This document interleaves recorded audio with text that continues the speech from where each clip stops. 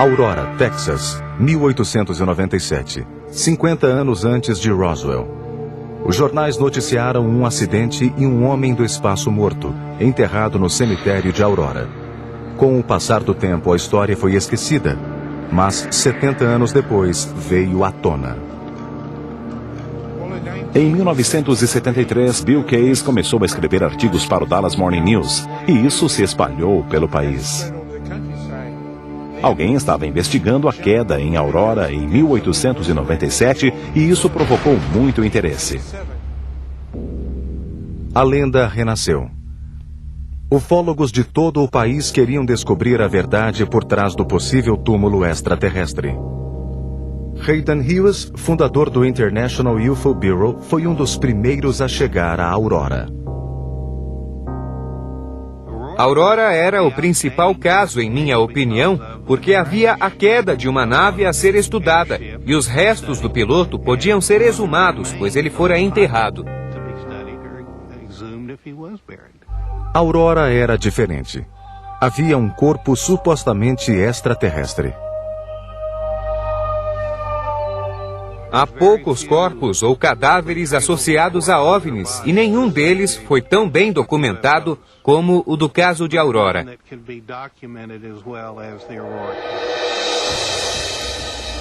Em minha opinião, que se baseia no que foi descrito pelas testemunhas e publicado pelos jornais, o piloto que ocupava a nave tinha forma extraterrestre. Era de baixa estatura, o que combina com o tipo de criaturas que são vistas com mais frequência a bordo de OVNIs. Eles são pequenos, do tamanho de crianças. Hughes pensa que o corpo, o local da queda e os restos da nave ou são reais ou são parte de um boato. Vale a pena investigar. Quando chegamos a Aurora pela primeira vez, fiquei muito surpreso, pois a cidade era bem menor do que eu imaginara. O que há na cidade? Passamos rapidamente por ela. Há o cemitério, a colina, o moinho de vento desse lado, algumas casas do outro lado, algumas lojas. Isso é toda a cidade. Outra surpresa foi o modo como os habitantes de Aurora receberam Hughes. Parecia que não estavam interessados em resolver o mistério. Falávamos com as pessoas, eram abertas no início, mas depois se fechavam. Algumas vezes pudemos ir ao cemitério, mas outras vezes fomos barrados e não pudemos chegar até lá. O nível emocional da cidade demonstrava que, de certo modo, os moradores não queriam se envolver no assunto. Eu passei de uma empolgação extrema pelo que talvez pudéssemos conseguir para uma frustração muito grande, porque parecia que a cidade estava contra nós. Então, Hughes e os outros pesquisadores de OVNIs que estavam em Aurora descobriram relatos de experiências pessoais da queda. As testemunhas não eram perfeitas. Algumas lembranças haviam se apagado, outras eram incompletas, e as testemunhas oculares tinham cerca de 80 anos. O ufólogo Jim Marrs foi um dos primeiros a entrevistar os moradores. Em 1973, entrevistei 3 pessoas que eram nascidas na época. Uma delas, Robbie Hanson, disse que era um boato, mas descobri que não era uma testemunha ocular, não tinha um conhecimento direto.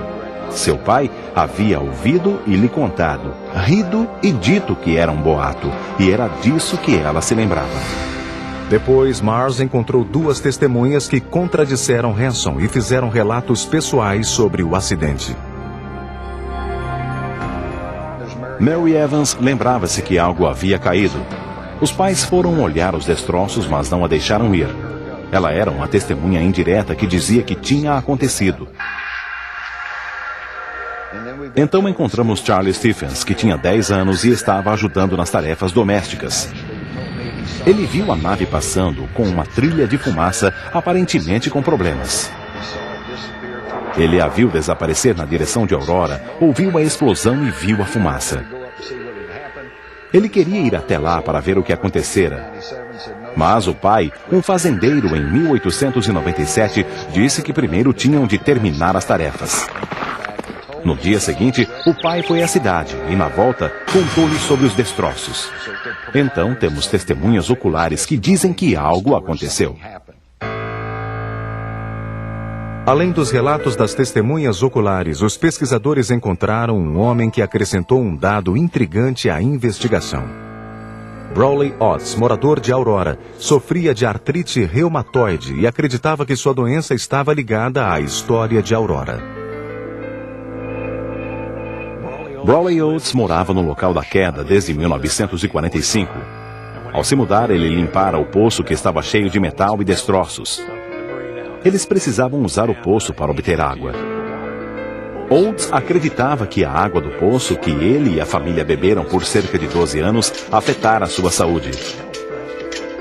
De fato, ele tinha um dos piores casos de artrite nas mãos e diversos outros problemas.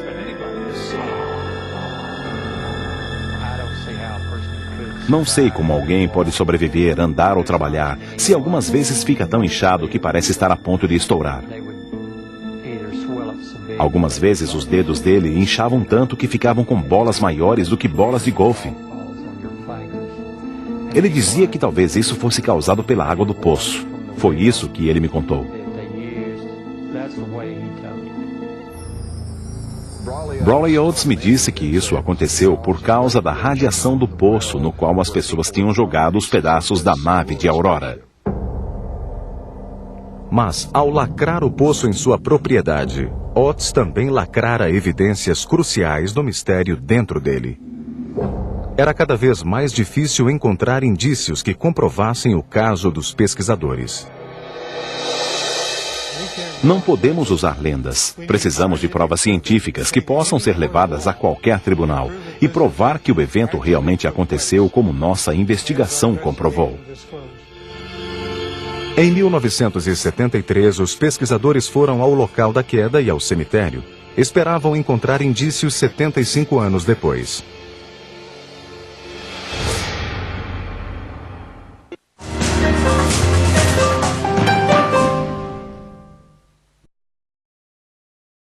Alguém estava investigando a queda em Aurora em 1897 e isso provocou muito interesse.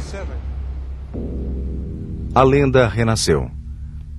Ufólogos de todo o país queriam descobrir a verdade por trás do possível túmulo extraterrestre. Hayden Hughes, fundador do International UFO Bureau, foi um dos primeiros a chegar a Aurora.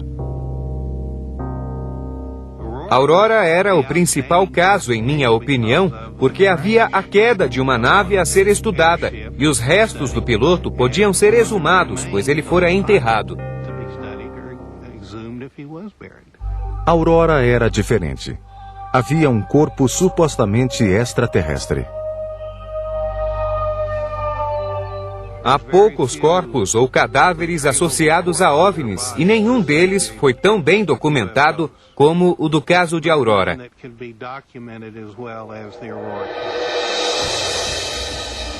Em minha opinião, que se baseia no que foi descrito pelas testemunhas e publicado pelos jornais, o piloto que ocupava a nave tinha forma extraterrestre. Era de baixa estatura, o que combina com o tipo de criaturas que são vistas com mais frequência a bordo de OVNIs. Eles são pequenos, do tamanho de crianças. Hughes pensa que o corpo, o local da queda e os restos da nave ou são reais ou são parte de um boato. Vale a pena investigar. Quando chegamos a Aurora pela primeira vez, fiquei muito surpreso, pois a cidade era bem menor do que eu imaginara. O que há na cidade?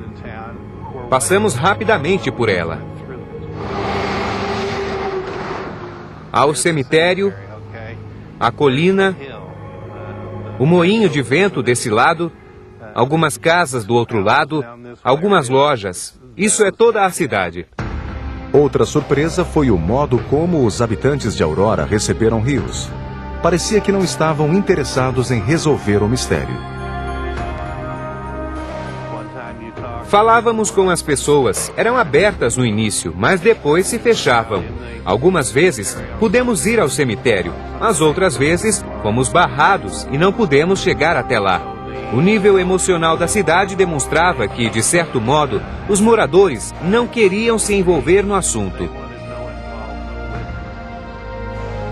Eu passei de uma empolgação extrema pelo que talvez pudéssemos conseguir para uma frustração muito grande, porque parecia que a cidade estava contra nós.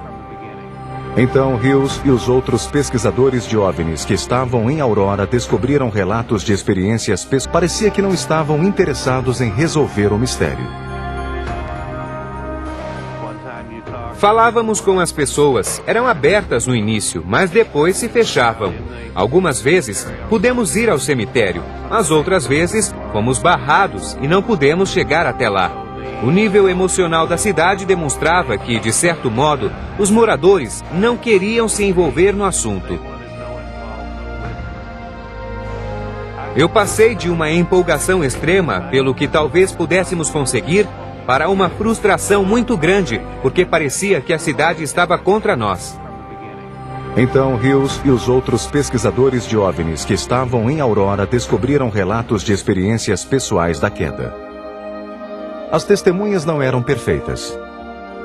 Algumas lembranças haviam se apagado, outras eram incompletas, e as testemunhas oculares tinham cerca de 80 anos. O ufólogo Jim Marrs foi um dos primeiros a entrevistar os moradores. Em 1973, entrevistei 3 pessoas que eram nascidas na época. Uma delas, Robbie Hanson, disse que era um boato, mas descobri que não era uma testemunha ocular, não tinha um conhecimento direto. Seu pai havia ouvido e lhe contado, rido e dito que era um boato, e era disso que ela se lembrava. Depois, Marrs encontrou 2 testemunhas que contradisseram Hanson e fizeram relatos pessoais sobre o acidente. Mary Evans lembrava-se que algo havia caído. Os pais foram olhar os destroços, mas não a deixaram ir. Ela era uma testemunha indireta que dizia que tinha acontecido. Então encontramos Charlie Stephens, que tinha 10 anos e estava ajudando nas tarefas domésticas. Ele viu a nave passando com uma trilha de fumaça, aparentemente com problemas. Ele a viu desaparecer na direção de Aurora, ouviu a explosão e viu a fumaça. Ele queria ir até lá para ver o que acontecera. Mas o pai, um fazendeiro em 1897, disse que primeiro tinham de terminar as tarefas. No dia seguinte, o pai foi à cidade e, na volta, contou-lhe sobre os destroços. Então, temos testemunhas oculares que dizem que algo aconteceu. Além dos relatos das testemunhas oculares, os pesquisadores encontraram um homem que acrescentou um dado intrigante à investigação. Brawley Otts, morador de Aurora, sofria de artrite reumatoide e acreditava que sua doença estava ligada à história de Aurora. Brawley Otts morava no local da queda desde 1945. Ao se mudar, ele limpara o poço que estava cheio de metal e destroços.